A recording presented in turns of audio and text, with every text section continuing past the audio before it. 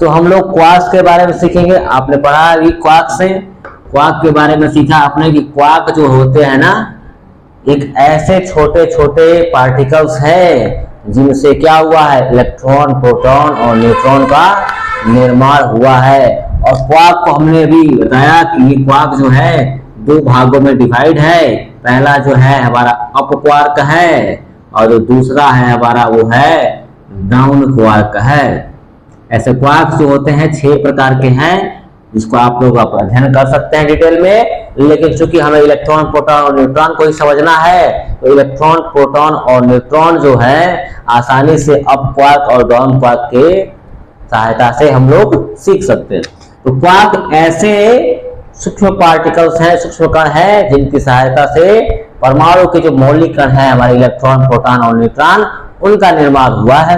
तो आपको पता है कि ई जो होता है ई का मान लगभग 1.6 × 10⁻⁻19 कूलम होता है। ये जो है हमारे डिसाइड करते हैं इलेक्ट्रॉन और प्रोटॉन के आवेश। इलेक्ट्रॉन का आवेश माइनस में हो जाता है यानी ऋण आवेश हो जाता है, प्रोटॉन का आवेश धनावेश यानी कि पॉजिटिव हो जाता है। तो यहाँ पर जो अप क्वार्क है ना, ये जो ई का मान है 1.6 × 10⁻⁻19 कूलम, इसी का 2/3 ई का 2/3 मान जो है, ई का 2/3 मान पॉजिटिव ले लिया जाए तो ये जो है हमारे अप क्वार्क का आवेश होता है।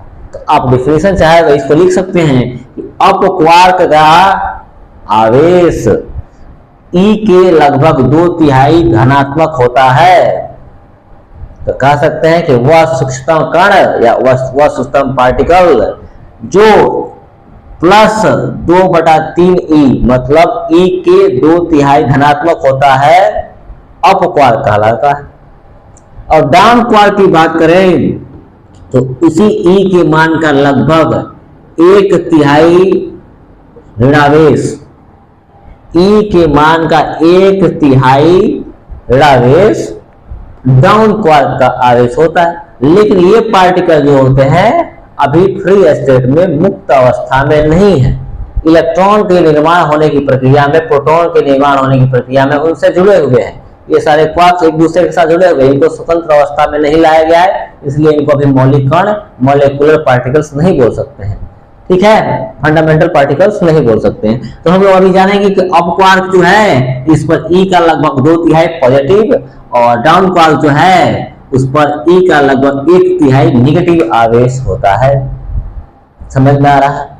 तो अब हम देखेंगे कि इलेक्ट्रॉन जो है हमारा इलेक्ट्रॉन, ये इलेक्ट्रॉन किस प्रकार अप क्वार्क से मिलकर बना हुआ है, डाउन क्वार्क से मिलकर बना हुआ है। हमारा जो प्रोटॉन है वो किस प्रकार से अप क्वार्क और डाउन क्वार्क से मिलकर बना हुआ है। और उसी प्रकार समझेंगे कि न्यूट्रॉन भी कैसे अप क्वार्क और डाउन क्वार्क से मिलकर बना हुआ है। तो इन तीनों को हम लोग समझने वाले हैं इस कॉन्सेप्ट के आधार पर। हमने सीखा कि अप क्वार्क जो है +2/3 ई, डाउन क्वार्क जो है -1/3 ई लगभग होता है। तो देखिए इलेक्ट्रॉन जो है हमारे ये 3 डाउन क्वार्क को DQ लिख रहे हैं, डाउन क्वार्क 1, डाउन क्वार्क 2 और डाउन क्वार्क 3 जब डाउन क्वार्क एक साथ संयोजित होते हैं ना, एक साथ कंबाइन होते हैं, इसलिए बोल रहा हूं कि अभी इनको फ्री स्टेट में नहीं लाया गया है। जब 3 डाउन क्वार्क, देखिए डाउन क्वार्क के जो आवेश है -1/3 एक डाउन क्वार्क का आवेश प्लस दूसरे डाउन क्वार्क का आवेश -1/3 प्लस तीसरे डाउन क्वार्क का आवेश -1/3। और इन तीनों डाउन क्वार्क से मिलकर मैंने कहा कि इलेक्ट्रॉन का निर्माण हुआ। आप इनको सॉल्व करके देख सकते हैं, -1/3 -1/3 -1/3 कितना हो गया, -1। आप इसको सॉल्व करके चेक कर सकते हैं। -1/3 -1/3 कितना हो जाएगा, माइनस ही हो जाएगा। आपको इतना तो बेसिक्स आता ही होगा। अगर नहीं करना है तो कर देख सकते हैं आप इसको। 3 3 3 का एलसीएम 3 हो गया, -1 प्लस -1 प्लस -1, ये तीनों -1 कितना हो गया, -3/3। साथ में ई भी है, ई भी लिखते जाए तो -3 से कैंसिल हो कितना है गया, -6। आपको दिख रहा है बात, आपको इतना बेसिक तो आता ही होगा। तो ये जो है दिखा रहा है कि 3 जब डाउन क्वार्क मिले तो फिर आवेश आया किसका, इलेक्ट्रॉन का। देखिए आप पता है कि इलेक्ट्रॉन का आवेश जो होता है माइनस ही होता है। तो जब 3 डाउन क्वार्क मिलते हैं तो एक इलेक्ट्रॉन का निर्माण होता है, एक इलेक्ट्रॉन का फॉर्मेशन होता है। दिख रहा है आपको अच्छी तरह से।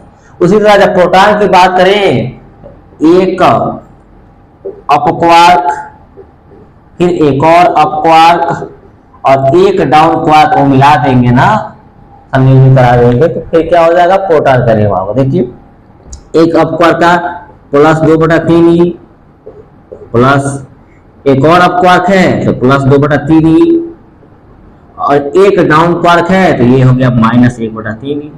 आप इसको सॉल्व करेंगे, देखिए 2 4 बस 1 जाएगा तो -3 हो जाएगा, 3 से 3 कैंसिल हो जाएगा तो 3 ई आएगा, तो 3 से 3 कैंसिल हो जाएगा, फिर बच जाएगा ई।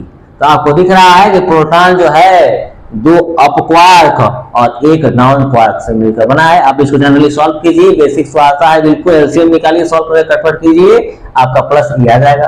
तो यहाँ दिख रहा है कि इलेक्ट्रॉन का जो आवेश आया -ई आया और प्रोटॉन का जो आवेश आया प्लस ई आया। तो कैसे आया, इलेक्ट्रॉन के जब 2 डाउन क्वार्क और एक और डाउन क्वार्क, 3 डाउन क्वार्क जब मिलते हैं तो एक इलेक्ट्रॉन का निर्माण होता है। एक इलेक्ट्रॉन के निर्माण के लिए 3 डाउन क्वार्क उत्तरदायी है। उसी प्रकार जब हमने देखा प्रोटॉन को, तो एक प्रोटॉन के निर्माण के लिए 2 अपक्वार्क और एक डाउन क्वार्क उत्तरदायी है। मतलब 2 अपक्वार्क और एक डाउन क्वार्क मिलकर एक प्रोटॉन का निर्माण करते हैं। अब जबकि बात करें एक न्यूट्रॉन की, तो 1 अपक्वार्क और 2 डाउन क्वार्क 1 डाउन क्वार्क 2।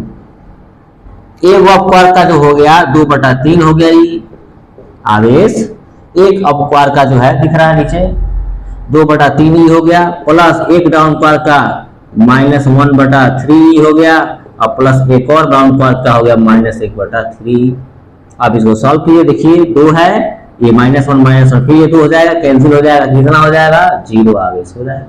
आपने पढ़ लिखा है इसी को कि न्यूट्रॉन पर आवेश 0 होता है। तो आप इस बात को समझ चुके हैं कि क्वार्क जो है सबसे सूक्ष्मतम कण है, लेकिन उनको फ्री स्टेट में नहीं लाया गया है। कितने प्रकार के हैं, लगभग 6 प्रकार के हैं, लेकिन उनमें 2 है मुख्य रूप से, अपक्वार्क और डाउन क्वार्क। अपक्वार्क का आवेश जो होता है +2/3 तो +2/3 ई माना गया है, और डाउन क्वार्क का जो आवेश है -1/3 ई माना गया है। इलेक्ट्रॉन की बात करें तो एक इलेक्ट्रॉन के निर्माण के लिए 3 डाउन क्वार्क उत्तरदायी है, आपको मैंने सॉल्व करके दिखाया। प्रोटॉन की बात करें तो एक प्रोटॉन के लिए, एक प्रोटॉन के फॉर्मेशन के लिए 2 अपक्वार्क और एक डाउन क्वार्क की आवश्यकता होती है, तो एक प्रोटॉन का निर्माण हो गया। जबकि न्यूट्रॉन की बात करें तो एक अपक्वार्क और जबकि 2 डाउन क्वार्क मिलकर क्या करते हैं, एक न्यूट्रॉन की संरचना को प्रदर्शित करते हैं या फॉर्मेशन करते हैं। तो आपको क्वार्क का कॉन्सेप्ट क्लियर हो रहा है। आगे आवेशों की प्रक्रिया, किसी वस्तु पर कैसे आवेश को उत्पन्न किया जा सकता है, इस प्रक्रिया को हम अगले लेक्चर में सीखेंगे कि कैसे तरीके हैं, किस प्रक्रिया के द्वारा कैसे किसी वस्तु पर आवेश की उत्पत्ति होती है, इसको सीखेंगे। तब तक के लिए आप इस चैनल से जुड़े रहें और अपना अध्ययन करते रहें।